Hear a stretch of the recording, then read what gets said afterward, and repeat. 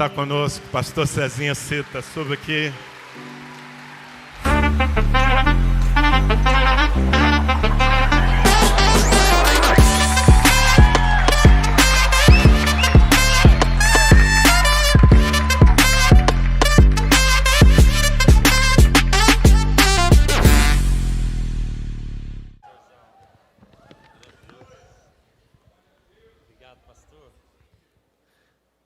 Glória a Deus. Boa noite, irmãos e irmãs, graça e paz. Amém?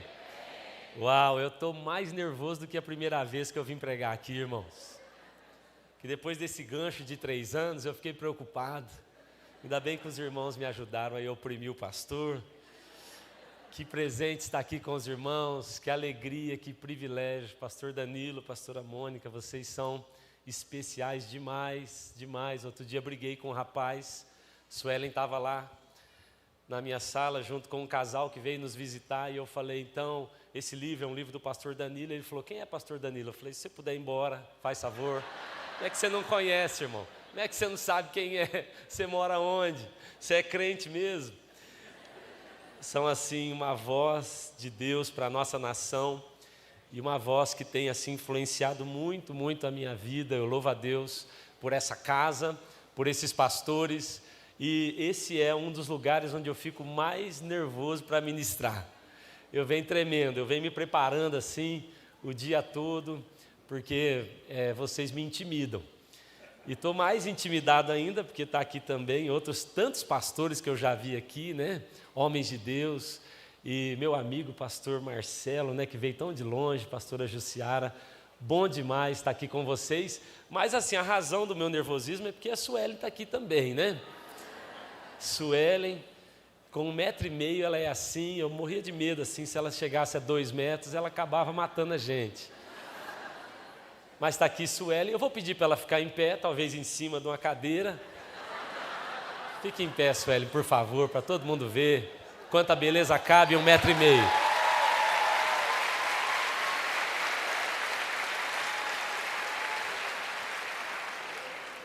Suelen é maravilhosa. A gente tem assim, tido poucas chances de viajar, nós dois, né? Nós temos 2 meninos, o Lucas com 7 anos e o Davizinho acabou de fazer 4 aninhos, então a gente precisa de toda uma estrutura, os irmãos sabem como é que é, para poder viajar, e nós dessa vez conseguimos. Meus sogros ficaram lá com os meninos e Suelen pôde vir. Então assim, eu já estou no lucro demais nessa viagem. Agora é você que corra atrás, né? Eu já estou muito bem nessa viagem. Glória a Deus. Irmãos, antes de eu repartir aqui essa mensagem que Deus colocou no meu coração, o pastor Danilo citou, nós trouxemos alguns materiais, alguns livros. Eu já tenho vindo aqui há algum tempo, então alguns de vocês já têm alguns desses livros. Eu acho que o último, talvez, eu não havia vindo aqui ainda. Esses materiais, eu quero só enfatizar isso, tudo o que nós produzimos, nós investimos 100% do que é arrecadado na plantação de novas igrejas. Deus nos deu um ministério e nós temos essa ênfase em plantar igrejas em pequenas cidades.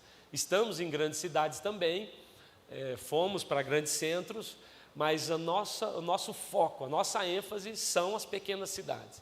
Então, para que um missionário chegue lá, se ajeite lá, a gente precisa levantar esse recurso, e nós usamos o recurso dos livros, tá bom? Não tem problema nenhum com quem vende livro e usa esse recurso. Nós entendemos em Deus que deveríamos semear. Então, quando você adquire um dos materiais, você nos ajuda na plantação de novas igrejas, tá bom? O Poder de Ser Filho Amado, esse livro que foi o primeiro livro que nós escrevemos. Deus é Suficiente foi um livro que eu escrevi depois de um longo período que Deus me chamou para fazer um propósito. Eu ficava, então, por um longo período tomando apenas uma ceia, um pouco de suco e um pedacinho de pão por dia. Eu não entendi, tive essa orientação de Deus e fiz isso por um longo período. No final desse longo período, eu me sentia mais forte, eu estava melhor, eu tinha corrido, viajado, jogado futebol, a minha aparência era boa, a minha força era melhor do que quando eu comecei. Então Deus me disse, escreve essa mensagem, e a mensagem é, Deus é suficiente. Tudo que eu precisei foi de um pouco, uma porção, símbolo da presença dele. E por muitos dias eu fiquei bem fortalecido. Então não é um livro sobre jejum, mas é um livro escrito num período de propósito assim. O Espírito de Caleb, também desses livrinhos bem pequenininhos, para quem gosta de ler livro rapidinho, tá bom? O Espetáculo de Deus, Cara de Leão, Coração de Cordeiro, Obras Maiores, que também é um livro que conta a nossa história, e o Totalmente Dele, que foi o último livro que lançamos, e é também o livro que foi assim mais vendido por último agora. Tem um livro saindo agora, e nós vamos lançar, pastor Danilo é quem faz o prefácio. O que eu fiz para poder vender mais? Eu tirei o meu nome, deixei o nome do pastor Danilo bem grande na capa. Até a pessoa descobrir que é só prefácio, ela já comprou.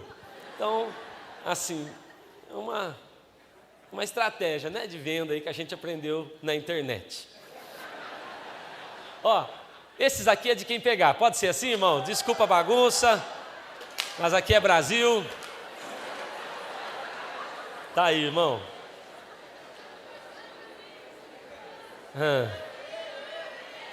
Não, mano. Eu amo o Brasil. Eu já contei essa história aqui, vou contar de novo. Que eu fui pregar numa outra nação, e aí, rapaz, cheguei lá, fiz isso, joguei os livros, né? O pessoal da nossa igreja fala assim: pastor, o senhor é péssimo para vender. O senhor fala mal dos livros, aí quer vender, e aí não vende. E eu fiz isso, joguei os livros, o povo não pegou, não levantaram para pegar. E eu comecei a tentar arrumar, falei: gente, né, nós somos feios, mas é limpinho, não é tão ruim assim o livro também, pega aí, faz favor, pelo amor de Deus, está filmando.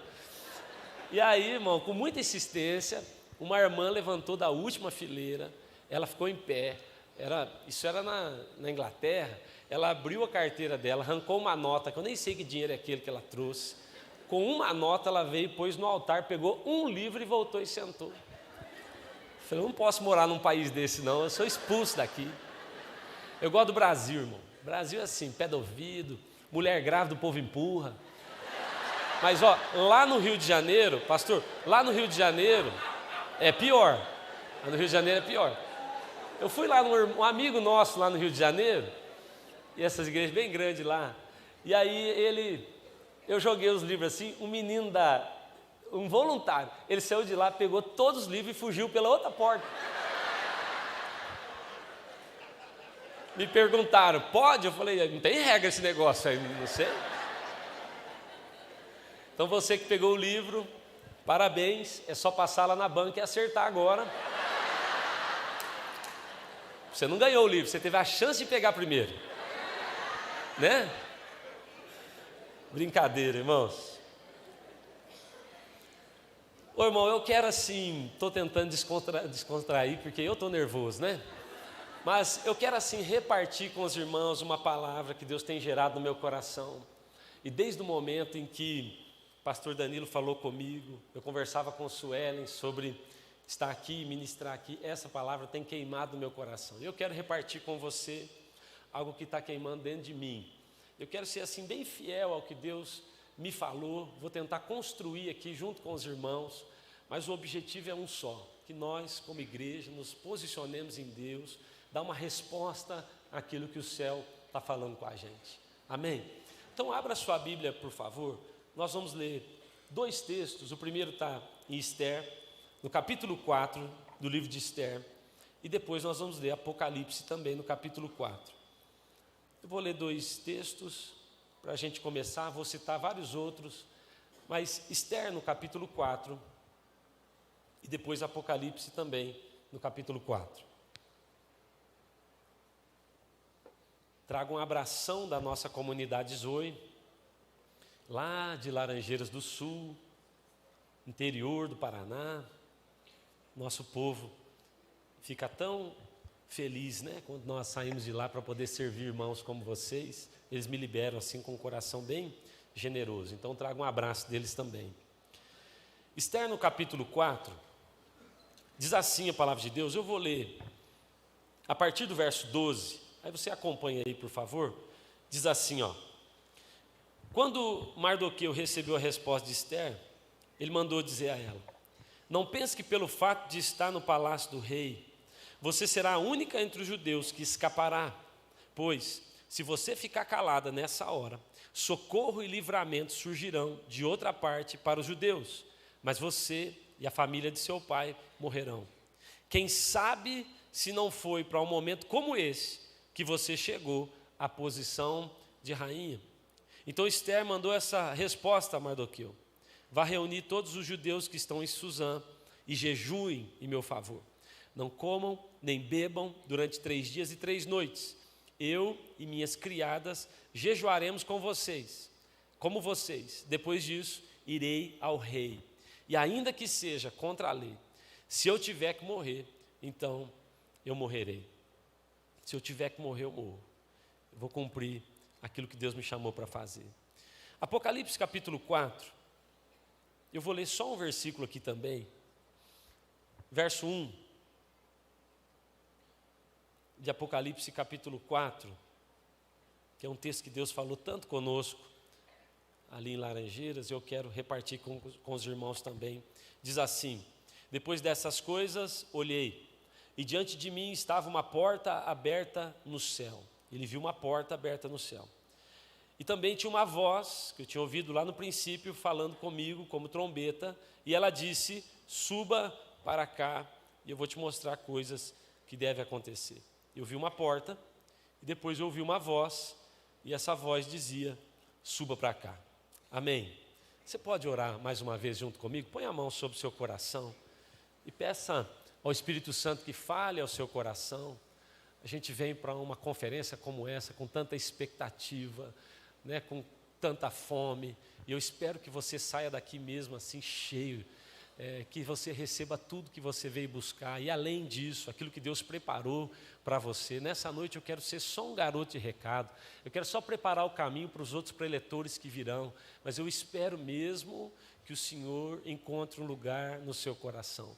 Foi fazendo uma revisão que Pedro foi encontrado por Jesus, e Jesus disse: vamos a águas profundas. E naquele dia de revisão, enquanto ele olhava para as suas redes, Jesus levou ele para águas profundas, e Pedro teve a pesca mais maravilhosa da sua vida. Eu quero profetizar que nesse tempo de revisão e pós-revisão, você terá resultados sobrenaturais. Acontecerão na sua vida como você nem imaginava. Põe a mão no seu coração e diga: Espírito de Deus, fala comigo, ministra a minha vida, muito além do que o pastor vai dizer, muito além do que qualquer ministrante vai falar ali. Eu quero entender a sua palavra, eu quero receber daquilo que o Senhor tem para nós. Pai, cessa agora as outras vozes, que as outras vozes se calem, que ao som das muitas águas, nós ouçamos apenas a sua voz. Como a tua palavra fala dela, ela é uma espada, então nos toca, nós abaixamos as nossas guardas e deixamos que o Senhor nos toque pela tua palavra e nos ministre em nome de Jesus Cristo. Amém. Amém.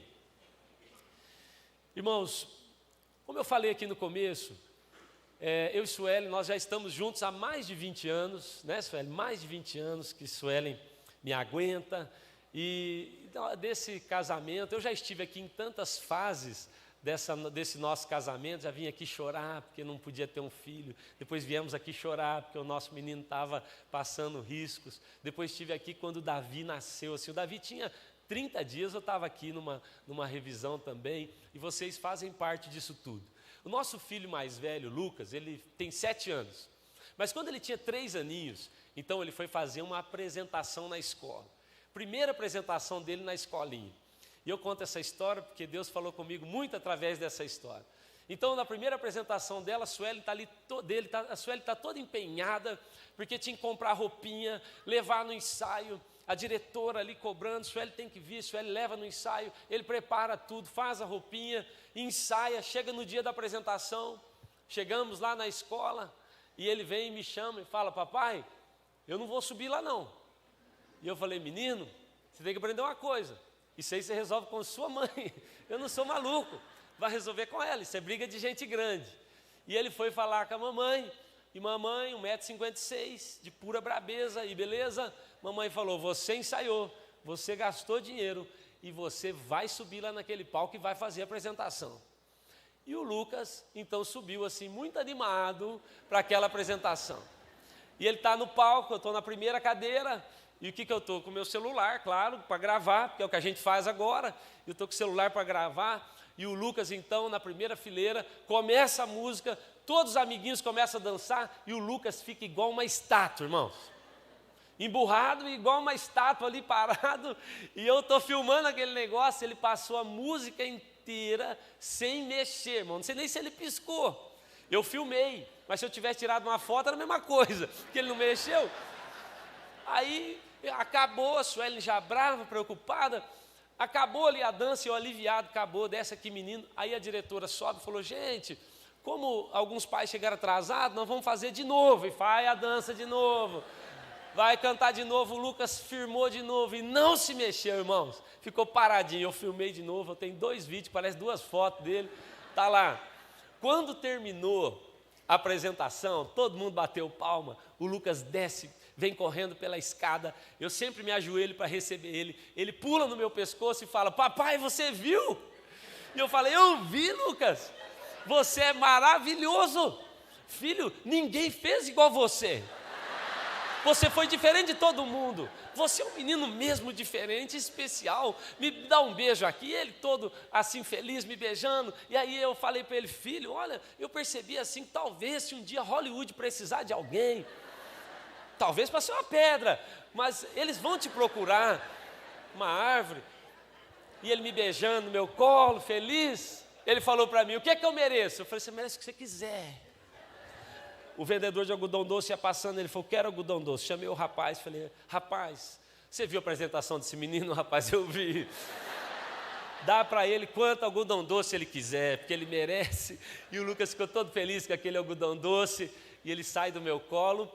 E eu aprendi algo naquele dia, o Lucas não recebe de mim segundo a sua performance, ele recebe do seu pai segundo a sua identidade. Quem está entendendo? Você tem uma identidade em Deus, e o que recebemos de Deus não é segundo o que produzimos, não é segundo a nossa performance, recebemos segundo a nossa identidade nele. Agora, o Lucas recebe segundo a sua identidade, mas o nível do que ele vai receber de mim é também segundo a sua maturidade. E esse é um ponto-chave aqui nessa noite que eu quero tratar. O nível de maturidade do Lucas também o libera para experimentar coisas maiores ou não. Porque naquele dia tudo que ele ganhou foi algodão doce. Porque por mais que eu quisesse dar coisas poderosas para o meu filho, o nível de maturidade dele não permitia. E nós recebemos segundo o nível da nossa maturidade. Então Paulo fala isso. Em Gálatas, no capítulo 4, Paulo vai dizer, olha, o herdeiro enquanto ele é menino, o herdeiro enquanto ele é imaturo, ele não pode acessar. Por ser imaturo, ainda que seja herdeiro, ele fica no mesmo nível do escravo, porque ele não pode acessar. Em 2022, todos os anos nós fazemos isso. Nós separamos um tempo para orar e buscar uma palavra, uma direção profética para a nossa igreja. 2022 nós estávamos ali orando, Suelen, eu, a nossa equipe pastoral, separamos um tempo de jejum. Então, quando nós estávamos buscando uma palavra sobre o ano de 2022, nós vimos portas, tivemos visões de janelas, outras pessoas da nossa equipe viram isso e nós começamos a ficar bem alegres, sim, falando, esse vai ser um tempo de oportunidades, portas abertas, janelas abertas, Deus está preparando algo poderoso para nós. E quando a gente já está ficando bem felizinho, Deus então nos apresentou esse texto de Apocalipse capítulo 4. Então nós começamos a ler o texto de Apocalipse capítulo 4 e o texto diz, eu olhei para o céu e eu vi que tinha uma porta. Mas junto com essa visão eu também tive uma palavra de Deus para o meu coração. E a palavra é, há uma porta aberta no céu, há algo poderoso para a sua vida, mas também há uma exigência. E a exigência é, suba para cá. Diga comigo, suba para cá. Faz assim com a sua mãozinha, olha para quem está do seu lado e fala assim para quem está do seu lado, ó, suba para cá. Então Deus começou a falar com a gente, eu tenho portas, eu tenho coisas maravilhosas para vocês, mas deixa eu falar algo, é necessário que vocês subam.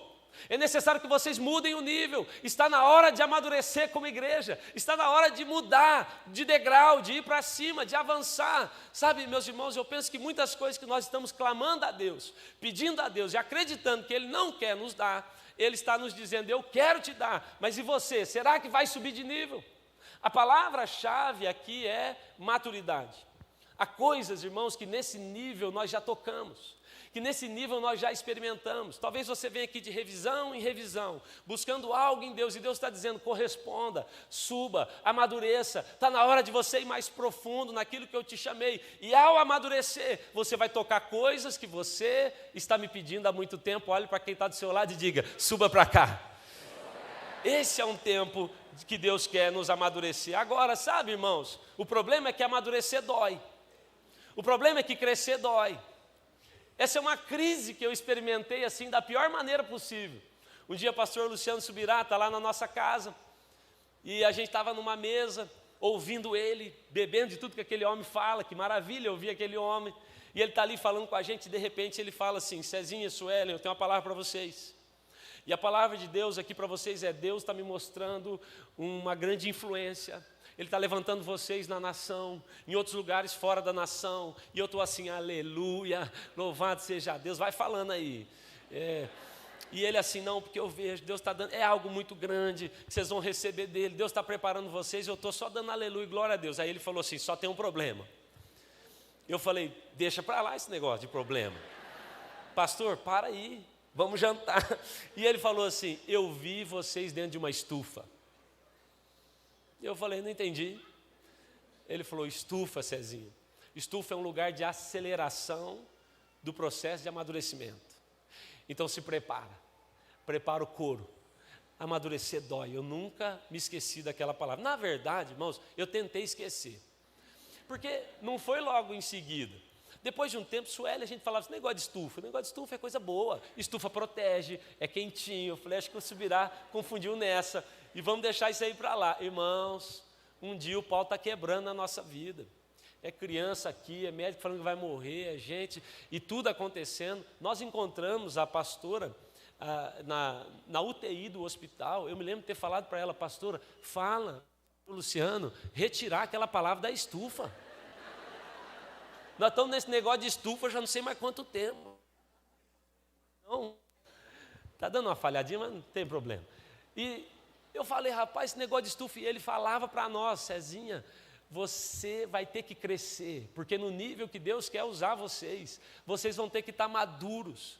Mas o problema, irmãos, é que a gente gosta de tocar em heranças maravilhosas, mas crescer dói. Diga para quem está do seu lado: crescer dói, amadurecer dói. E às vezes, irmãos, dói muito mais do que a gente pode imaginar. Eu nunca pensei que eu poderia suportar algumas crises e dores que nós vivemos, mas crescemos, mas amadurecemos. Bob Sorge, que é um autor que eu gosto demais, ele fala o seguinte: nós cristãos, nós lemos um gráfico na Bíblia de maneira equivocada. Segundo ele diz assim: então a gente leu assim, a vida do crente vai ser de glória em glória, em glória. E o Bob Sorge fala: então a gente leu que a nossa vida vai ser assim, gente, vai só melhorando, só melhorando, só melhorando. E ele falou: e não é assim. Quando você olha para a Bíblia, Bob Sorge diz: você experimenta um nível de glória, e ele diz: toda vez que você toca um nível de glória maior, esse nível de glória maior é precedido por algo nada glorioso. Então Bob Sorge diz: você está num nível de glória, e você fala: agora ajeitou, está tudo bem na igreja, no ministério, na minha casa, agora vai. E de repente você enfrenta uma crise, e ele fala: então daquele nível de glória você passa por algo nada glorioso, e depois Deus te levanta a um nível de glória maior do que o anterior que você estava. Então guarde isso, porque crescer dói, mas crescer vai nos levar a acessar aquilo que Deus preparou para nós. Amém? Amém, irmãos? Agora, por que é tão importante a gente amadurecer? Por que é tão importante amadurecer ainda que doa? Uma das coisas, algo interessante sobre a maturidade é que ela altera a minha visão. A minha maneira de ver o mundo, a minha maneira de ler o mundo, ela é determinada pelas lentes da minha maturidade ou a falta dela. Isso altera completamente. Eu me lembro, irmãos, que eu cresci indo para o sítio da minha avó, a gente passava a infância lá, e nas férias nós íamos para lá, um sítio ali no interior do Paraná. E aí depois eles venderam aquele sítio, e eu passei mais de 20 anos sem voltar naquele lugar.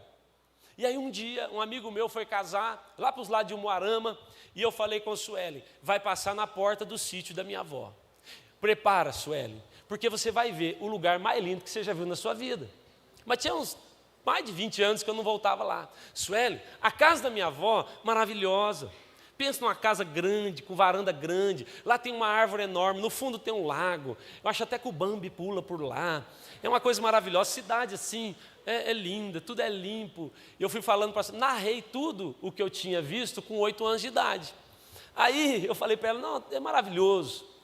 Quando eu cheguei na porta da cidadezinha ali, é um patrimônio. Cheguei na porta e falei, começa a filmar, Sueli, porque isso aqui é inesquecível. Filma, porque você não imagina, está aqui. Começamos a entrar na cidade, irmãos, eu acho até que o meu semblante caiu. A única explicação que eu tinha é, acho que teve uma guerra aqui e ninguém me avisou. Que lugar horroroso, irmão. Tudo caído, tudo sujo. Fechadas as coisas lá que tinha. Fui na casa da minha avó, aquela casa linda, maravilhosa, uma casinha caindo nos pedaços. Aquele rio lá que eu achava que era um lago maravilhoso, era uma sanga. Sabe o que é sanga? Um riozinho de nada, não tinha nada ali, irmãos. Tudo era feio, o negócio era horrível. Eu tinha medo de um lugar que tinha lá, perto de uma plantação. Mas por quê? A minha perspectiva era a perspectiva do imaturo. A imaturidade ou a maturidade, ela altera a nossa maneira de ver. Então, Eliseu, ele está numa batalha contra os sírios, está ele e o moço dele. Você se lembra? O moço tipifica o imaturo e Eliseu, então, é o maduro. Eliseu está bem tranquilo, porque na sua maturidade ele vê as coisas a partir daquela ótica. O moço está apavorado, porque ele é menino. E apavorado, lá no interior a gente fala, um menino lá de piá pançudo. Ele é um piá pançudo, ele está assim, nós vamos morrer, vai acabar, porque olha o governo, vamos embora do país. Eu falo, ô irmão, é só abrir o olho. É só amadurecer, é só entender, porque a sua maturidade define a sua visão. Quem está entendendo? É assim que acontece com Elias e o seu moço também. O moço não vê nenhuma nuvem. Elias fala, olha de novo, continua, olha mais uma vez, porque a nossa maturidade, ela define a nossa maneira de ver. Quem está entendendo? Eu quero construir algo aqui com você. Então, irmãos, a nossa maturidade, ela vai mudando, ela vai colocando em nós lentes. Agora, por que é tão importante ter uma visão correta? Por que é tão importante amadurecer para ter uma visão correta? Por quê? Porque a nossa visão, ela define a nossa posição. E é aqui que eu queria chegar. O imaturo sempre está mal posicionado, porque ele não consegue ver direito. E ao não enxergar o ambiente corretamente, então ele se posiciona mal. A nossa visão, ela muda a nossa posição. A maneira como enxergamos vai alterar a maneira como nos posicionamos. Eu e Suelen estávamos no aeroporto um dia, numa outra nação, e eu me lembro de ter chegado naquele aeroporto, a gente tenso com os meninos, e entramos lá. Quando nós entramos, não era necessário fazer teste de Covid. Mas a gente ficou lá uns 10 dias, um pouco mais. Na saída, irmãos, a gente ali em cima, com 2 meninos, em cima da mala, correndo, pega a menina aqui, você sabe como é que é? E aí a moça simplesmente com a cara amarrada, assim muito nervosa, ela diz, vocês têm o teste de Covid? Eu falei, mas não era necessário. Ela falou, não era até ontem. Mas agora é. Eu falei, mas não fui informado. E aí ela disse, vocês não vão embarcar. E começou, e eu estou argumentando com a mulher, mas não, isso não é certo, não é assim que faz. Eu olhei para o lado, Sueli aqui, ó. Sueli é pentecostal, sapatinho de fogo. Sueli estava no manto aqui já, do lado, orando em línguas, e eu querendo debater com a moça. A Sueli está vendo a coisa na perspectiva espiritual, e eu estou vendo na perspectiva imatura e do direito ali natural. A Sueli está orando em línguas, ela falou, vem aqui. Eu fui ali, ela falou assim, o que nós viemos fazer aqui? Isso aqui não é nada natural, isso é espiritual. Há uma questão aqui espiritual. Nós viemos plantar igreja, nós viemos trazer o reino. Há uma guerra aqui, e eu assim, meu Deus, como eu sou ruim. Aí, obrigado, Senhor. Aí eu respirei fundo, voltei lá para falar com a moça. Eu falei, ô moça, olha, perdão, moça, eu sou pastor. Eu estou nessa terra aqui, eu vim para plantar a igreja. A gente está aqui para abençoar vocês. Nós não viemos, me perdoe, eu agi mal com a senhora. Ela falou, não, você que me perdoe. Nós estamos tensos. Há uma confusão arrumada, ninguém fala nada para nós. Olha, vai ali e as coisas se resolveram. E a minha posição, a minha visão mudada, agora alterou a minha posição. E de repente nós estamos pregando para a mulher do aeroporto, porque agora eu estou sabendo me posicionar. Quem está entendendo? A nossa posição é alterada pela maneira que a gente enxerga. Então, se você se vê refém, se você se vê vítima, se você acha que o diabo vai acabar com a sua vida, com a cidade, tem um demônio aqui, aquele que governa, então a sua posição é uma. Mas se a sua visão é a visão do céu, madura, então a nossa posição ela passa a ser diferente. Abacuque capítulo 2 diz assim: escreve a visão em tábuas grandes, para que quem passe correndo, leia. Há uma outra tradução que eu gosto mais, que é assim: escreve a visão em tábuas grandes, para que quem passe, leia e corra por causa da visão. Corra motivado pela visão. Abacuque, em outra tradução, está dizendo: você vai se mover, você vai correr e você vai se posicionar de acordo com aquilo que você enxerga. A nossa visão, ela muda a nossa posição. Sabe, irmãos, eu tenho tido o privilégio. Jesus, ele diz: se os seus olhos forem bons, então todo o corpo. Eu tenho pensado que o corpo de Cristo tem sofrido porque a visão é ruim, então o corpo fica ruim. E o corpo de Cristo tem sofrido simplesmente porque nós, cristãos, não amadurecemos a ponto de enxergar as coisas como Ele vê. Eu tenho tido o privilégio de conviver com alguns meninos, com alguns líderes, pastores assim, e missionários ali da nossa igreja, gente que tem aprendido a ter a visão de Deus. Outro dia, olha esse testemunho que legal. Outro dia esses meninos foram jogar futebol, mas eles têm a visão correta. Então eles foram jogar futebol, eles estão num campinho, e aí em frente ao campinho tem um prostíbulo, um lugar de prostituição. Eles me chamam: pastor, pode vir aqui? Fui lá, eles estão jogando futebol, eu gosto de jogar futebol, pensei que era até para jogar. Ele falou: pastor, isso aqui não está certo. Eu falei: o que não está certo? Ele falou: tem um prostíbulo aqui, bem na frente do campinho, as nossas crianças estão correndo aqui, isso aqui está errado. E eu estou assim, celebrando o meu coração, porque aqueles meninos, eles não podem ficar quietos diante do que eles viram, porque com uma visão madura, eles têm que ter um posicionamento em Deus também. E eles estão assim, inquietos, dizendo: a gente tem que fazer alguma coisa, nós vamos deixar, isso vai ficar aqui. E aquilo, irmãos, passou despercebido na visão de um monte de outros crentes que passaram por ali, que na sua imaturidade disseram: não tem nada a ver com isso. Eu até vejo, mas a minha visão é imatura e meu posicionamento também é. Então eles estão dizendo: nós temos que fazer alguma coisa. Eu falei: o que vocês querem fazer? Ele falou: eu soube que a mulher não está pagando. Eu falei: não está pagando? Não está pagando o aluguel. Eu falei: chama a dona lá. A dona veio: ô senhora, a senhora tinha mesmo um projeto de abrir um prostíbulo no seu prédio? Ela falou: não. Quando eles alugaram, eu achei que era para outra coisa. Eu falei: olha lá o que está acontecendo. Ela falou: eu estou muito arrependida, eu não queria. Eu falei: mas eles estão pagando? Não estão pagando. E se nós falar para a senhora assim que a gente vai pagar 1 ano adiantado? Ela falou: eu tirei eles amanhã. Eu falei: então passa o Pix. No outro dia eles começaram a despejar aquele povo. Sabe, irmão, se você vai lá agora, nas quartas-feiras, toda quarta-feira, naquele lugar de prostíbulo, nós temos um culto poderoso acontecendo naquele lugar. Porque com a visão certa, você tem a posição certa. Quem está entendendo? Isso é agora. Olha que legal isso que aconteceu também lá. Aconteceu uma situação, foi uma tragédia na cidade, e um menino, ele tirou sua vida, ele se suicidou, e os seus pais tinham só ele de filho. Eles moram muito no interior, e bem longe mesmo, e eles estão lá naquele sítio, em depressão.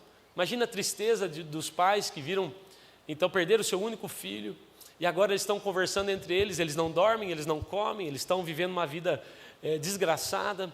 E um dia um falou para o outro, falou: olha, a gente precisa fazer alguma coisa, nós vamos ter que ir num médico, nós vamos ter que fazer alguma coisa, porque nós vamos morrer desse jeito aqui. E aí então eles foram para a cidade, foram para Laranjeiras e foram procurar um médico. Foram no postinho de saúde, é assim que eles fazem lá no interior. Foi no postinho de saúde, chegou no postinho, tem um médico ali para atender vocês. Eles entraram e começaram a contar a história deles para o médico.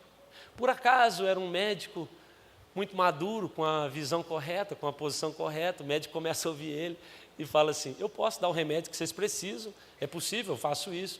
Mas ele puxa a gaveta, arranca uma Bíblia e falou: mas vocês precisam ouvir a palavra de Deus. Eu vou ministrar a vocês. E aquele médico gasta 1 hora daquela consulta pregando a palavra para aquele casal. Quando ele termina de ministrar, Aquele casal está de joelhos, orando junto com ele, e diz assim: será que o senhor pode fazer essa consulta uma vez por semana para nós?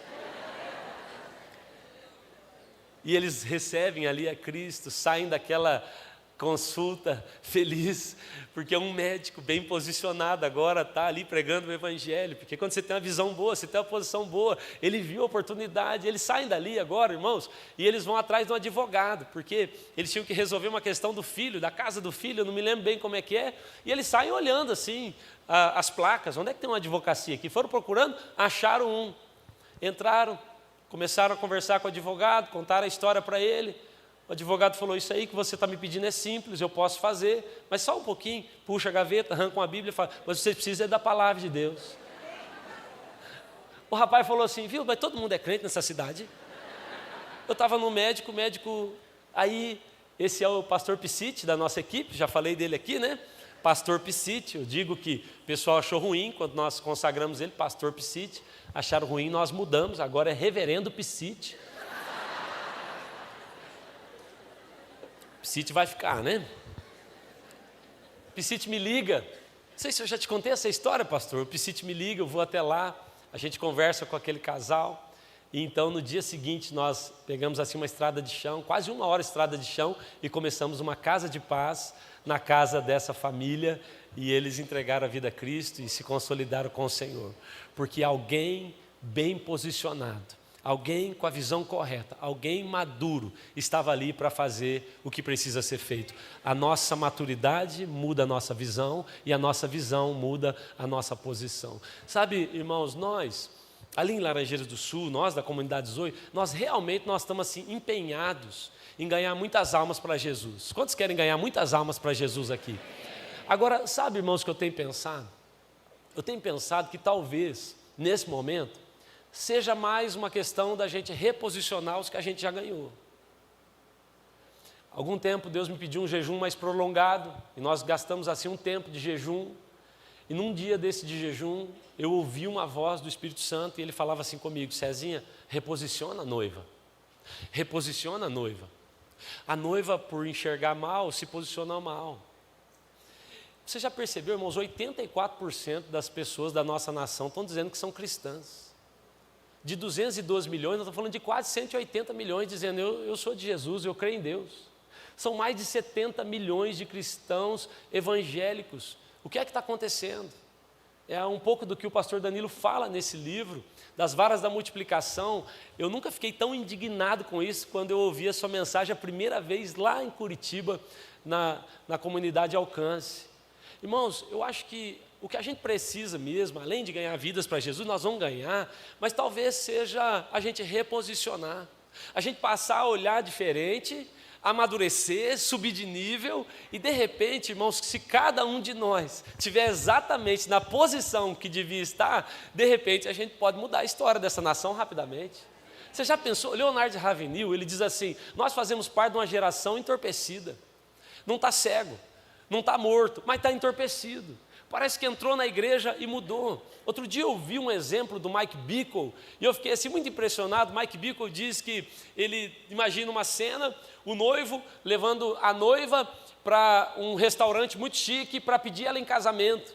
E aí ele conta que ele imagina essa cena, e aí o noivo, ele convida um violinista bem bom para tocar o violino, para criar um clima para ele pedir ela em casamento. E o violinista começa a tocar, e a noiva está olhando para o noivo olha para a noiva, e aí há um ambiente bem gostoso, e o violinista começa a tocar, e de repente o noivo começa a perceber que a noiva para de olhar para ele e começa a olhar muito para o violinista, porque a música é tão linda, porque o ambiente é tão legal, que de repente ela perde de vista para quem ela devia estar olhando, e agora ela está toda apaixonada pelo ambiente, toda apaixonada pelo violinista. E o Mike Bickle estava dizendo: nós estamos mal posicionados porque nos apaixonamos pelo ambiente, nos apaixonamos pelas conferências, nos apaixonamos pelas estruturas. Nós deveríamos estar apaixonados pelo nosso noivo e com isso estar posicionados segundo o coração do nosso noivo. Esse é o nosso chamado. Irmãos, você sabia que se todas as igrejas do mundo, incluindo as católicas, estivessem completamente lotadas agora, nós teríamos apenas 2% da população mundial dentro das igrejas? Ou seja, não cabe, o avivamento não virá de dentro dos templos, não cabe nas igrejas, mas cabe na sua casa, cabe na sua sala, cabe na sua garagem. Ou seja, irmão, nós precisamos de crente bem posicionado. É isso que o Senhor está procurando. Talvez a gente não precise nem ganhar mais ninguém para Jesus agora, se a gente discipular eles muito bem, amadurecer esse povo e reposicioná-los. Quem sabe, irmãos, em pouco tempo nós teremos uma nação inteira servindo ao Senhor. Eu creio nisso. Reposicione a noiva. Diga para quem está do seu lado, reposicione a noiva. O Espírito Santo falava comigo, Cezinha é noiva, é minha, mas não está bem posicionada. A rainha Vasti era noiva, mas quando o noivo fala, vem, eu vou te apresentar as nações, está na hora de você sair, plantar uma igreja, abrir uma célula, eu estou te chamando, vem. Sabe o que ela diz? Eu tenho mais o que fazer. Eu criei os meus programas longe do noivo. Eu criei a minha maneira de ser igreja longe do noivo. O que é isso? O noivo está dizendo, vem. Mical é noiva, mas sabe o que ela faz? Ela fica na janela assim, que exagero, hein? Precisava disso aí tudo no louvor?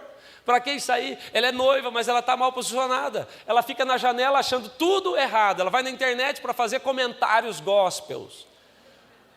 O diabo não inventou o Facebook, mas ele com certeza tem uma conta lá. Tem ou não tem? Aí, irmãos, é noiva, mas está na janelinha. Então, Esther, e eu termino com isso, Esther é a tipologia, para mim, uma das melhores da Bíblia sobre a noiva. E Mardoqueu, para mim, uma ótima tipologia também do Espírito Santo. Mardoqueu manda um recado e fala assim, ei, noiva, acontece o seguinte, o pau está quebrando. Você está vendo aí? Vai morrer todo o povo. A coisa está séria. Nós somos a noiva, amém? O recado é esse do Espírito Santo, a coisa está séria, o pau está quebrando lá fora, vocês estão vendo, é uma guerra. Vocês viram agora, Blumenau? Vocês acompanharam isso aí, irmão? Ué, o que nós vamos fazer? Nós vamos ter que fazer alguma coisa. A coisa está acontecendo lá fora. Sabe o que Esther fala? Esther diz assim, não, sabe o que é? Tem mais de 30 dias que o reino me chama, a coisa está esquisita, a lei me proíbe. Então assim, eu vou ficar aqui no politicamente correto, eu não vou me expor, porque isso é perigoso demais. Irmãos, eu imagino Mardoqueu, laranjeirense, falando assim, você está doida? Onde você tirou essas coisas aí? Que ideia é essa, Esther, que ideia é essa? De onde você arrancou isso? Agora que você está aí dentro, agora que você está salvo, porque você estava aqui até outro dia. Era você que estava aqui. Agora que você está aí dentro, agora que você está bem salva, bem bonitinha, cheirosinha, né? Passou nos perfumes, passou nos cremes, está boazinha. Agora que você está aí, agora você quer o quê? Preservar a sua vida?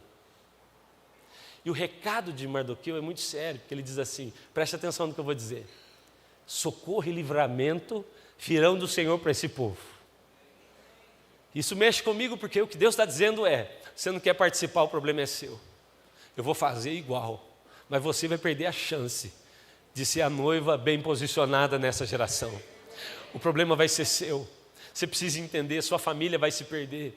Porque a maneira mais eficiente de jogar sua vida fora é tentando salvá-la. A maneira mais eficaz de jogar sua vida pelo ralo é tentando preservá-la. Porque aquele que perder a sua vida, esse é aquele que vai ter salvo. Irmão, Esther tem um choque. Esther tem um choque de realidade. Eu oro para que nessa noite o Senhor nos dê esse choque. Eu oro para que Deus nos levante como uma igreja, uma noiva bem posicionada, para também chacoalhar outros lá fora. Esther se levanta e fala assim, eu estou errada, o que eu estou fazendo? Eu estou entorpecida, é claro que é uma delícia vir para uma igreja como essa. Irmãos, tudo que eu queria era ser membro dessa casa. Vim aqui ficar ouvindo o pastor Danilo, sentar numa cadeira boa, uns telão desse, que louvor maravilhoso. E que ambiente de glória é esse aqui? Ô, irmão, esse ambiente não é gerado numa conferência, aqui é resultado de uma igreja que ora. Eu sei, irmão, a gente viaja, a gente percebe ambiente. Claro, é tudo que a gente quer, mas o pau está quebrando lá fora. Aí vai falar de abrir uma casa de paz, de abrir uma célula, de plantar uma igreja. Eu tenho tido a honra de ver pessoas assim, gente dizendo, pastor, nós vamos, nós estamos indo. Agora mesmo eu estava com um pepino enorme de uma igreja lá, um casal vem dizer para nós, é com a gente. Eu falei, vocês acabaram de construir a casa de vocês, estão com criança pequena, pastor, é com a gente foi lá, nós pisamos lá, aquele povo precisa de nós iremos, uma igreja bem posicionada. Sabe o que são olhos bons? Sabe o que são olhos bons? Olhos que pararam de levar demandas, de olhar do céu, da terra e levar suas demandas para o céu, e passaram a olhar do céu e trazer as demandas do céu para a terra. E perguntar para Deus, o que é que o Senhor quer? Para onde o Senhor quer me levar? Aonde o Senhor vai me colocar? Eu quero crescer. Então, irmãos, eu vim aqui te dar um recado nessa noite, suba para lá. É o tempo de nós como igreja subirmos, de mudar de nível. Eu quero terminar lendo um texto com vocês. Se a gente puder projetar aqui, vai ficar melhor. Juízes, no capítulo 20. Eu já vou terminar porque eu quero ter um tempo de oração aqui, pastor, pode ser? Juízes, no capítulo 20, verso 16.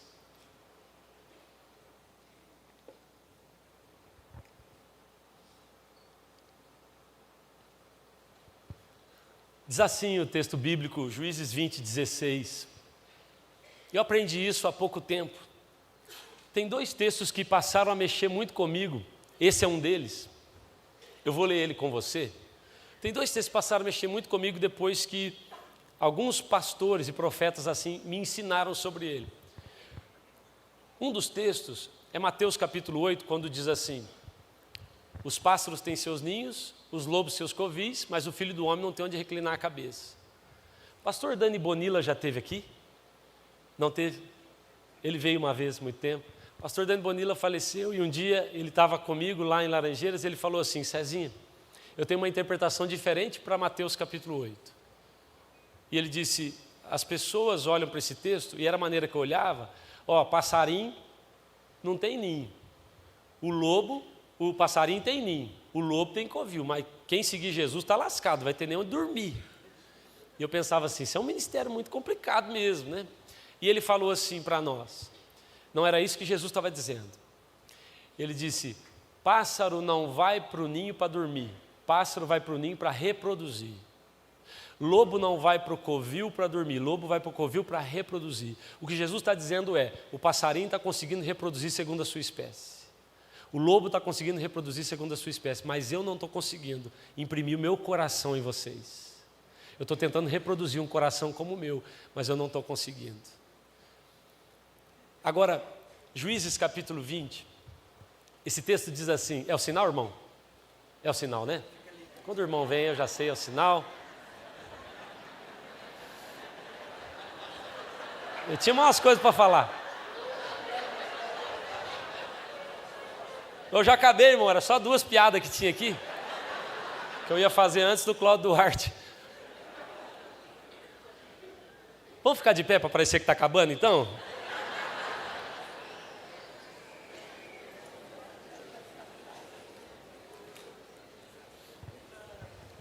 Dentre todos esses soldados, havia 700 canhotos, muito hábeis, e cada um deles podia atirar com a funda uma pedra num cabelo sem errar. Olha só que texto interessante. Você já parou para ler esse texto alguma vez?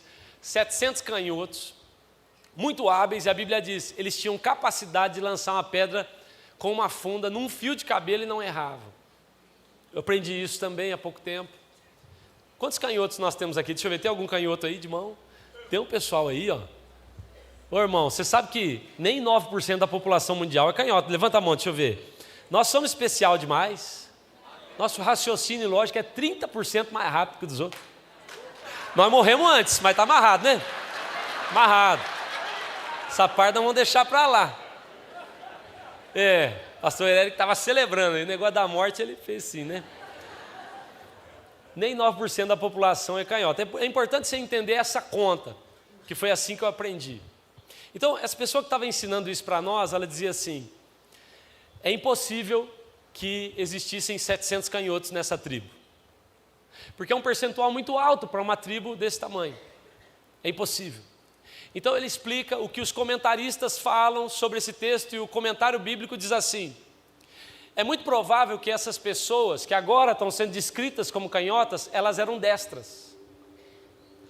E elas eram destras e existia essa regra, essa lei. Então eles eram destros, lutando na batalha, servindo ali o rei, no exército. E de repente, muito provavelmente, eles foram feridos no seu lado direito. Então, quando alguém era ferido, é um destro lutando com a mão direita, ele é ferido, machucou a mão, um dedo, ele era aposentado com honras. Você pode ficar aí, você lutou, você machucou lutando. Você está aposentado do exército, você pode ficar desse lado aí. Então o comentário bíblico diz assim, que é muito provável que esses homens, que foram chamados de canhotos aqui no texto bíblico, é bem provável que eles eram destros aposentados, machucados pelo inimigo, e que disseram, deu para nós vamos ficar quietos aqui, porque eu me expus, eu liderei célula, e eu fui ferido. Eu fui plantar uma igreja, eu fui pastor, e me traíram, me feriram. Eu fui missionário e eu fui ferido. Eu me expus como cristão e eu fui ferido. Então, irmãos, de maneira legítima, essa pessoa era aposentada. Mas o comentário bíblico diz, esses homens talvez tenham se revoltado com isso e dito, nós vamos ficar na posição que o nosso inimigo quis colocar a gente? Não. Então eles se levantam e começam a treinar a mão esquerda. Eles treinam a mão esquerda a ponto de serem reposicionados dentro do exército agora. E eles não só são reposicionados, mas eles se tornam tão bons que agora eles conseguem acertar com uma funda, um fio de cabelo. Ou seja, o inimigo achou que tinha perdido, tinha ganhado deles. Eles estão dizendo, você se lascou, porque agora reposicionado na canhota, você vai ver o que vai sobrar para você.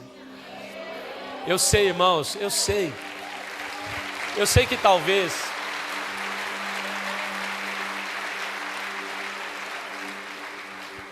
como eu disse, a ideia era construir algo aqui, preparar o caminho para os outros preletores que vêm. E eu sei que na nossa imaturidade nós tomamos assim ofensas e dores e trouxemos isso para o lado pessoal. E aí, irmãos, tudo fica tão ruim. Há uma geração mimimi, é complicado também. Aí a gente começa a olhar tudo com olhos assim, lentes bem sujas, bem ruins.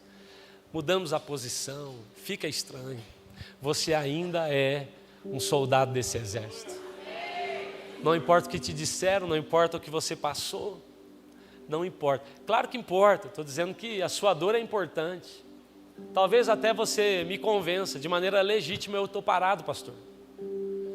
Ok, de vez em quando alguém tenta me convencer, pastor, nunca mais lidero uma célula, porque o meu líder me oprimiu, porque isso aconteceu. Eu falo, irmão, porque alguém fez mau uso do princípio, o princípio não deixa de ser princípio. Você pode ficar aí, ou você pode se levantar comigo e treinar a canhota, vamos para cima. Fizeram isso comigo também. Irmãos, tinha vezes que eu tinha medo de ler o que estava escrito na rede social. Eu falei, não vou ler. Eu não quero nem saber. Alguém vinha me contar, eu falei, não fala não, irmão, porque eu já estou assim, ó. E eu tive argumentos legítimos para dizer, vamos parar, Sueli, vamos. Aconteceu comigo de às vezes ir visitar o meu pai tem uma corretora de seguro. E eu ter inveja do meu pai, falar, rapaz, que vida legal que ele tem. Das 6 horas ele fecha esse negócio e vai tomar chimarrão. Ninguém fica falando mal dele. Eu pensava, rapaz, é muito mais fácil. É muito mais simples. Eu tinha inveja dele. E de maneira legítima, talvez, se eu tivesse parado, eu teria como justificar isso até o fim da minha vida. Nós temos muitos motivos para parar.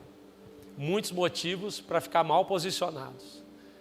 Ah, pastor, estão prendendo, olha, o governo está fazendo isso. Nós temos muito motivo, mas nós temos um maior que não nos deixa parar. Nós temos um maior que nos diz, reposicione a noiva. Está na hora, nós vamos ajustar isso aqui. Nós vamos arrumar. Você vai na esquerda, você vai na canhota, suba de nível. Deus está te chamando para uma nova posição. Deus está te chamando para um novo lugar. E na canhota, irmão, quando você se levantar nesse novo tempo, com essa nova visão, na canhota, irmão, vai ser difícil errar o alvo, vai ser difícil não acertar o nosso inimigo, vai ser difícil não ter os resultados que o Senhor tem para nós. Você toma posse disso? É assim que eu estou vivendo esses dias. Eu quero amadurecer, eu quero ser bem posicionado. Amém? Feche os seus olhos, comece a orar junto comigo. Comece a orar, irmãos. Esse é um tempo de reposicionamento. O Senhor quer nos reposicionar, nos recolocar nele. Você não está, o Senhor não te aposentou. Você não está aposentado. Você não foi deixado de lado, você não foi esquecido. A sua imaturidade te fez ver dessa forma, mas não é verdade. Você não foi rejeitado do projeto, do propósito de Deus. Não. As promessas dele não foram esquecidas. Aquilo que ele falou com você lá atrás, que ele usou profetas, que ele ministrou seu coração, é tudo verdade, vai acontecer. Talvez só esses presentes precisam de alguém mais maduro para acessá-los. Como eu disse, meu filho Lucas, ele recebe segundo a identidade, mas o nível do que ele vai receber depende da maturidade desse menino. Então diga isso ao Senhor agora: Senhor, eu quero crescer, eu quero amadurecer, eu quero subir de nível. Esse é o tempo da elevação. Nós precisamos de uma igreja madura. Nós precisamos levantar a igreja madura, irmãos. Gente que não para por nada, gente que segue, gente que continua pregando o evangelho, gente que tem gente que aguenta a pancada. Está na hora, irmão, da gente levantar assim. Há uma geração mimimi vindo aí, irmãos. Eles param por qualquer coisa, tudo ofende, tudo, mas nós não somos desses. Nós tomamos a nossa cruz e seguimos. Nós reposicionamos a partir de Cristo. Nós não vamos parar. Esquece o que te disseram, esquece o que fizeram com você. Levanta a mão esquerda e começa a reposicionar. Começa a girar a funda. Ele está te reposicionando. Nós somos os canhotos. Nós vamos acertar o fio de cabelo com a pedra. Vai acontecer. Ei, Esther, o que você está pensando? Em salvar a sua vida? Eu ouvi pessoas dizendo: se o governo tal ganhar, eu vou embora do Brasil. Eu falei: você não é nem crente. Que história é essa? Você quer salvar a sua vida? As pessoas estão acreditando que a igreja está sendo oprimida por um mundo complicado, mas não é verdade. É o mundo que está sofrendo por causa de uma igreja omissa. Não é a igreja que sofre por causa de um mundo opressor. O que é isso? Nós estamos de que lado então? Se a igreja se posicionar: ei, Esther, está na hora, começa a jejuar. Começa a jejuar, Esther, começa a orar. Sabe o que ela fala no final? O Espírito Santo fala com ela, ela fala: se eu tiver que morrer, eu morrerei. É assim que será. A minha vida será dedicada. Paulo diz: a minha vida não tem valor se eu não cumprir o propósito de Deus para a minha vida. É isso que é a minha vida. É para isso que eu existo. É para isso que eu estou aqui. Eu quero te desafiar junto comigo, irmãos, nesses tempos mais difíceis que nós viveremos daqui para frente, a se reposicionar, a se reencontrar. Deus está te chamando de volta para esse lugar em nome de Jesus. Durante a pregação, queridos, eu tive uma visão e eu vi várias pessoas como se elas não tivessem olhos. Era carne, era pele. E eu fiquei perguntando ao Espírito Santo: o que está acontecendo com essas pessoas? Por que elas estão assim? O que o Senhor gostaria de me falar a respeito dessas pessoas? Porque elas não têm a visão. Então o Espírito Santo disse para mim assim: é por medo. Porque elas têm medo. Elas têm medo de sofrer de novo, ou de passar por dificuldade, de passar por lutas. E eu gostaria de orar por você nessa noite, que muitas vezes não tem se colocado na posição que Deus chamou para você se colocar, porque você tem medo de sofrer, você tem medo de perder, você tem medo das lutas, você tem medo das dificuldades, mas isso está tirando de você a sua visão. E porque você está sem a visão, você não consegue se posicionar. Mas eu quero orar por você nessa noite, e o Senhor vai te encher de ousadia, o Senhor vai te encher de coragem, e você vai, em nome de Jesus, receber a restauração da sua visão, dos seus olhos, e você vai conseguir se posicionar no lugar onde Deus te colocou, em nome de Jesus. Feche os seus olhos agora. Você vai fechar os seus olhos naturais e profeticamente depois você vai abrir. Os seus olhos espirituais vão estar abertos em nome de Jesus. Senhor, eu quero repreender agora todo medo que Satanás colocou nessas pessoas. Eu repreendo agora em nome de Jesus. Em nome de Jesus. Satanás, você não tem poder para nos intimidar. Nós somos cristãos de verdade. Nós somos homem de verdade, mulher de verdade, como diz a palavra do Senhor. E agora, em nome de Jesus, nós assumimos e tomamos posse da unção que o Senhor derramou para nós, na nossa vida. Porque o Senhor diz na tua palavra que o Senhor não nos deu espírito de covardia, mas de ousadia no espírito. E nós nos apossamos desse espírito agora sobre a nossa vida, em nome de Jesus. Nós não somos dos que retrocedem, nós não somos daqueles que vão olhar para trás, mas nós vamos seguir adiante para o prêmio da soberana vocação em Cristo Jesus. Enche, Senhor, os meus irmãos de ousadia agora. Enche, Senhor, enche de coragem, homens e mulheres prontos para a guerra. Aqueles que perderam a sua destra estão treinando agora a sua canhota. Em nome de Jesus, nós vamos nos reposicionar. Senhor, nós recebemos agora toda a unção que o Senhor tem para a nossa vida, em nome de Jesus. Em nome de Jesus, abre os seus olhos profeticamente agora e declare uma visão restaurada sobre a sua vida agora, no nome de Jesus. Amém. Levante suas mãos, nós vamos cantar e eu quero orar junto com você. Levante suas mãos. Algo que eu tenho percebido que gera um reposicionamento ao olhar para a Bíblia é o fogo. A Bíblia diz que os caminhantes de Emaús estão indo para o lado errado. Então a Bíblia diz: ao queimar o coração, o fogo de Deus vem sobre eles. Os olhos são abertos e eles passam a caminhar na direção contrária. Eles são reposicionados a partir do fogo. Isaías, depois que os seus lábios queimaram, ele diz: eu estou aqui, pode me enviar, eu quero ser reposicionado. A Bíblia fala que quando Moisés está diante da sarça, ele é reposicionado. Quando Pedro conversa com Jesus no fogo, ali na fogueira na praia, ele é reposicionado no seu ministério. Nós vamos orar para que o fogo de Deus te incendeie, para que ele te queime. E então, a partir desse fogo, nós seremos reposicionados no Senhor. Essa paixão vai te incendiar de novo, esse primeiro amor vai te queimar de novo. E então, nós estaremos caminhando de novo na direção correta. Levante as suas mãos e canta junto conosco essa canção, junto com o Ministério de Louvor, e peça: venha o teu fogo sobre nós, venha o teu fogo sobre mim. Espírito Santo, vem com teu fogo sobre essa casa. Espírito Santo, vem com teu fogo sobre nós, sobre mim, em nome de Jesus. Espírito Santo, queima-nos aqui nessa noite. Incendeia-nos, Espírito Santo. Aviva-nos, queima-nos em nome de Jesus. Reposiciona-nos, ó Deus, na sua obra, no ministério, daquilo que o Senhor tem para nós. Queima, Espírito Santo. Espírito Santo, queima-nos para uma nova estação, para um novo tempo, para um novo modo, em nome de Jesus. Fogo, fogo, Espírito Santo.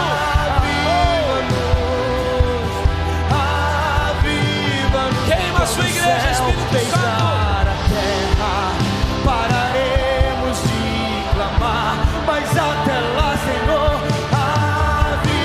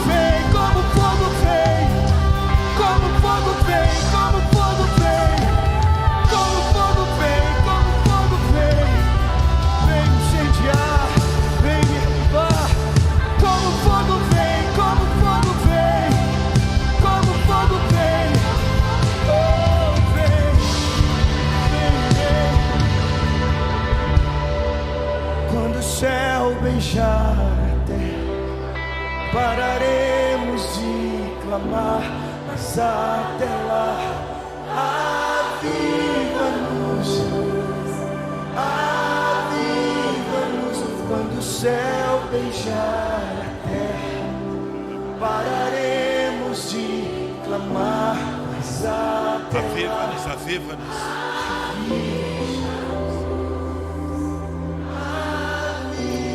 Sobe para cá, sobe para cá. Essa é a voz que vem do céu. Sobe para cá. Há uma porta aberta, mas sobe para cá.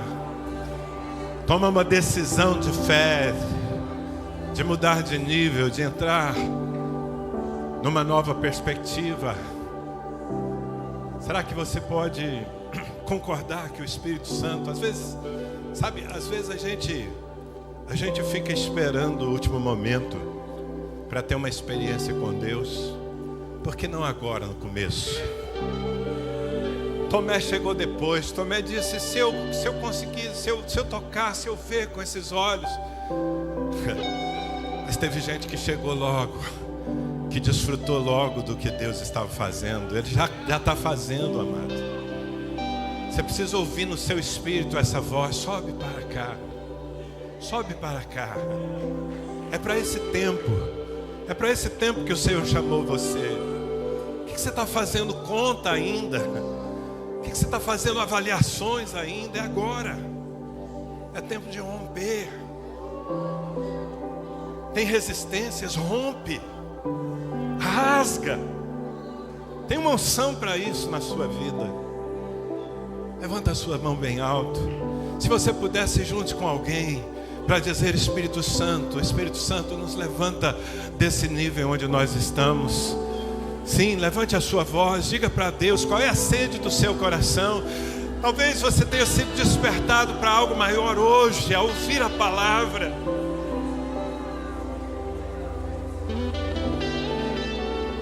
Seja ágil em responder. Seja aquele voluntário que sai, cata todos os livros e corre. Não fique esperando para ver qual é a regra.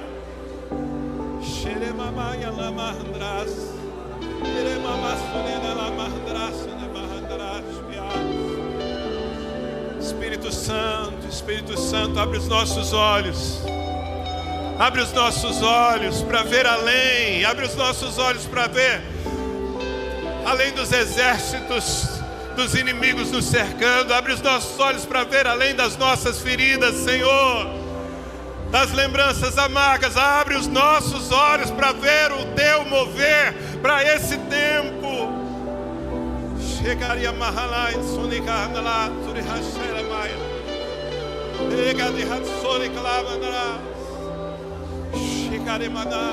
Pede para Deus te reposicionar, meu irmão.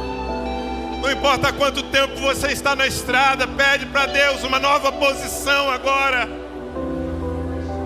uma nova perspectiva, uma nova maturidade.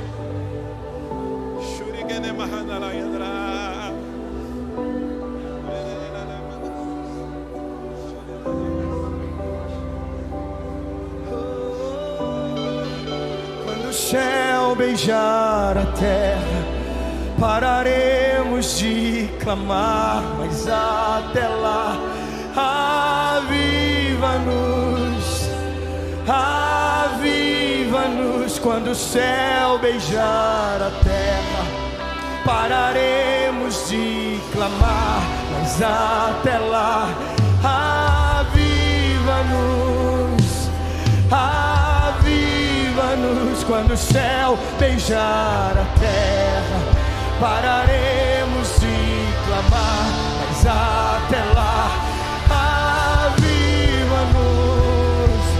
aviva-nos. Quando o céu beijar a terra, pararemos de clamar, mas até lá, aviva-nos,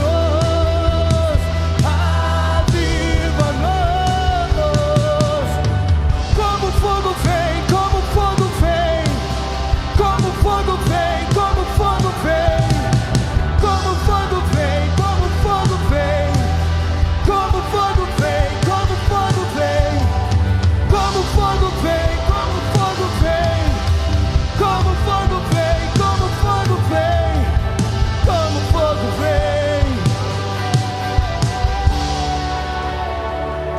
Queremos ser lenha seca na tua presença, Senhor.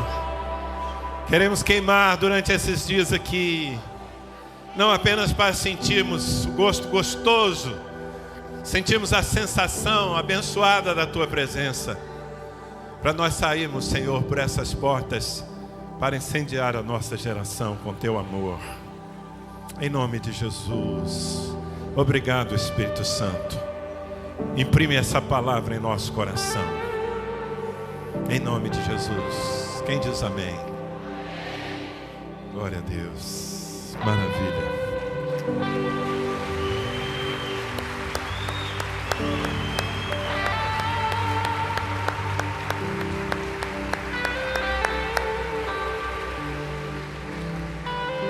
Mas se nós deixarmos esse ambiente, eu te pedi que não vá embora, nossas equipes vão estar posicionadas na saída.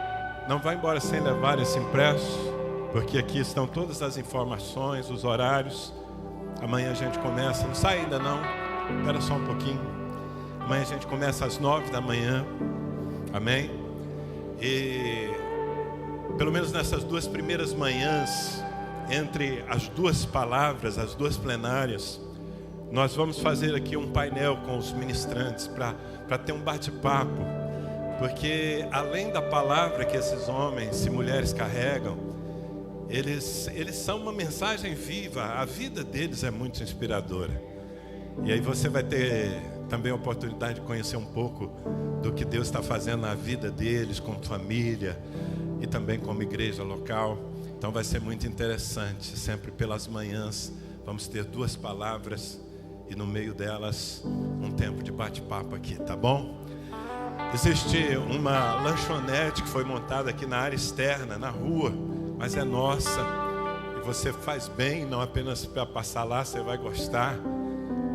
Mas ao se alimentar ali também você está abençoando as obras sociais dessa igreja, em especial a comunidade terapêutica Viver, que é o ministério que nós temos para tirar homens das drogas, das cadeias do vício, que tem sido maravilhoso. Tá bom? A área de livros, né, onde estão expostos os livros do Cezinho, os nossos, dos Pastor Jackson e outros materiais, ela fica ali. Você faz bem em passar por lá também. Levanta a sua mão, eu quero te abençoar para voltar para casa, ou para o hotel, ou para o lugar que você conseguiu para descansar nesses dias. Pai querido, nós valorizamos muito o que o Senhor falou conosco nessa noite. Te damos graças por essa palavra, que ela é viva dentro de nós, Senhor. Ó Deus, e agora quando vamos sair desse lugar, que saia conosco o poder dessa palavra. Continue atuando em nossas mentes, em nosso espírito, Senhor. Dá-nos uma noite de descanso, uma noite, ó Deus, em que nós sejamos preparados para o dia de amanhã, Senhor. E que o dia de amanhã seja glorioso, em nome de Jesus. Amém? Deus abençoe todos vocês. Chega um pouquinho antes, às 9 em ponto. Nós começaremos amanhã de manhã.